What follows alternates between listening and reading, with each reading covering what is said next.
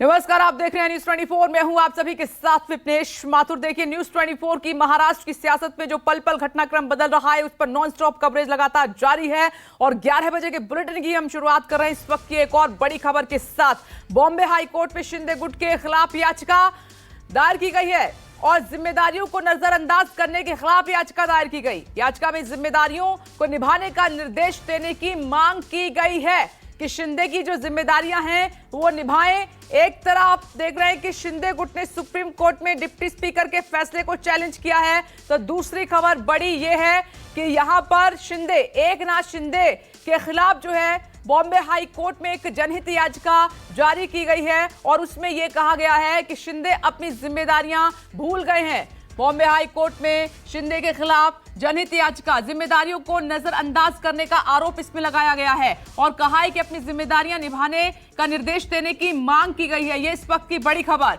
यानी कि मामला एक तरफ सर्वोच्च अदालत में तो दूसरी तरफ बॉम्बे हाई कोर्ट में मामला शिंदे के अगेंस्ट और यहां पर उनकी जिम्मेदारियों को लेकर बात कही गई है एक जनहित याचिका में। यह है इस वक्त की बड़ी खबर।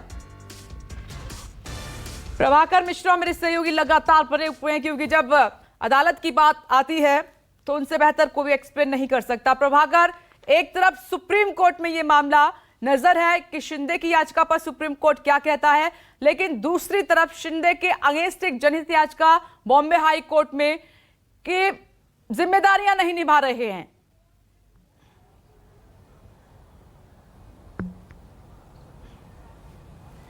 विपनेश, 6 लोगों ने मिलकर जनहित याचिका दायर की है और उसमें एक बहुत ही वैलिड सवाल खड़ा किया गया है। अगर आम आदमी से पूछा जाए, आम आदमी की नज़र से देखा जाए तो बहुत ही वैलिड सवाल है। उस सवाल में, उसमें याचिका में कहा गया है कि क्या कोई व्यक्ति जो विधायक का शपथ लिया हुआ हो या जिसके पास पोर्टफोलियो हो, जिसने मंत्री पद का शपथ लिया हो, इस तरह से अपनी जिम्मेवारियों से मुँह मोड़ सकता है। दरअसल एकनाथ शिंदे के साथ करीब 7 मंत्री हैं और तमाम विधायक हैं। तो इस याचिका में ये मांग की गई है कि इन्हें निर्देश दिया जाए कि अपनी इनके जो संवैधानिक दायित्व है इसका निर्वहन करें। हालांकि हाईकोर्ट में तत्काल सुनवाई की मांग की गई थी। चीफ जस्टिस हाईकोर्ट ने मना कर दिया, तत्काल सुनवाई से मना कर दिया।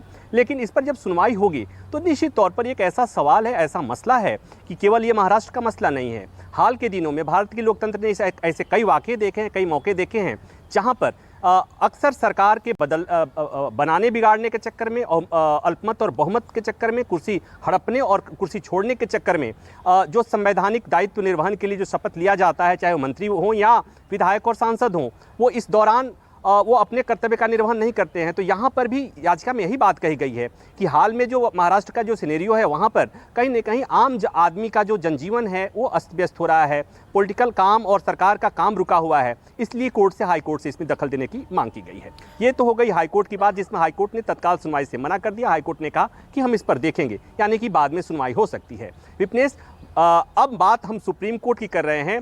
हमारे ठीक पीछे सुप्रीम कोर्ट का गुंबद दिख रहा है और ये गुंबद हाई कोर्ट गुवाहाटी में बैठे हुए लोग भी, जो विधायक दल के नेता हैं, जो विधायक हैं, जो एकनाथ शिंदे और उनके गुट के लोग हैं, वो भी भले ही टीवी में नहीं देख रहे होंगे, लेकिन उनके निगाह में सुप्रीम कोर्ट का ये गुंबद जरूर दिख रहा होगा। ये गुंबद महाराष्ट्र से भी दिख रहा होगा, मुंबई से भी दिख रहा होगा। ये उद्धव ठाकरे भी इसे देख पा रहे होंगे और महाराष्ट्र के साथ साथ पूरे देश की निगाहें सुप्रीम कोर्ट की तरफ से हैं, क्योंकि सुप्रीम कोर्ट को ही तय करना है कि महाराष्ट्र की सियासत में आगे क्या होने जा रहा है। जो एकनाथ शिंदे और उनके गुट की तरफ से याचिका लगाई गई है वो करीब 11:30-12 बजे के आसपास सुनवाई होगी। वैकेशन बेंच है और वैकेशन बेंच में आइटम नंबर 34 और 35, चूँकि 2 याचिकाएं हैं, उस पर सुनवाई होनी है। मांग ये की गई है कि डिप्टी स्पीकर ने जो एकनाथ शिंदे ग्रुप के विधायकों को जो अयोग्यता का नोटिस जारी किया है वो गलत है।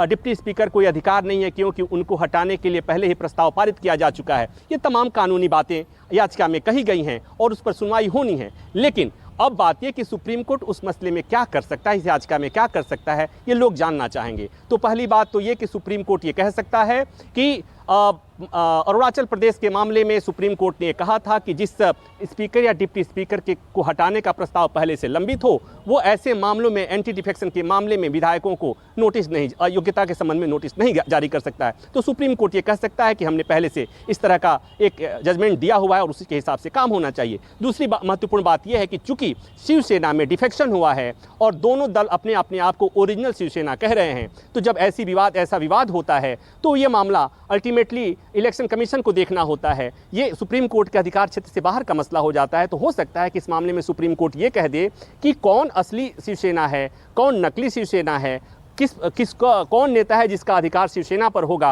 ये सारी चीज़ें देखने के लिए आपको चुनाव आयोग जाना चाहिए। तो हो सकता है सुप्रीम कोर्ट ये भी कह दे। और तीसरी महत्वपूर्ण बात ये कि सुप्रीम कोर्ट संविधान का संरक्षक है, डेमोक्रेसी का रक्षक कहा जाता है। तो हो सकता है कि सुप्रीम कोर्ट ये कहे कि डिप्टी स्पीकर स्पीकर का मसला छोड़िए, व्हिप का मसला छोड़िए, और कौन विधायक दल का नेता है, ये सारे मसले छोड़ दीजिए। मामला सरकार के अल्पमत और बहुमत के होने का है। और सुप्रीम कोर्ट ने एसआर बोमई के मामले में एक फैसला दिया था और कोर्ट ने कहा था कि ऐसे मामले में कोई भी फैसला होना चाहिए सदन में होना चाहिए, सदन में ही साबित करना होता है कि बहुमत सरकार कोई सरकार आपने क्लियर कर दिया। और ये इसलिए जरूरी था कि जो अभी दर्शक जुड़े हुए हैं उनके लिए जानना बेहद जरूरी था, इसीलिए ये डिटेल में आपसे पूछा गया। मैं दोबारा आऊंगी इस बीच एक। नमस्कार, मैं हूं मानक गुप्ता। अगर आपको हमारा ये वीडियो पसंद आया हो तो इसे लाइक और शेयर जरूर करें, और हाँ, हमें सब्सक्राइब और फॉलो करना ना भूलें ताकि आप देश और दुनिया की कोई खबर मिस ना करें। तो जुड़े रहिए हमारे साथ और देखते रहिए न्यूज़ 24।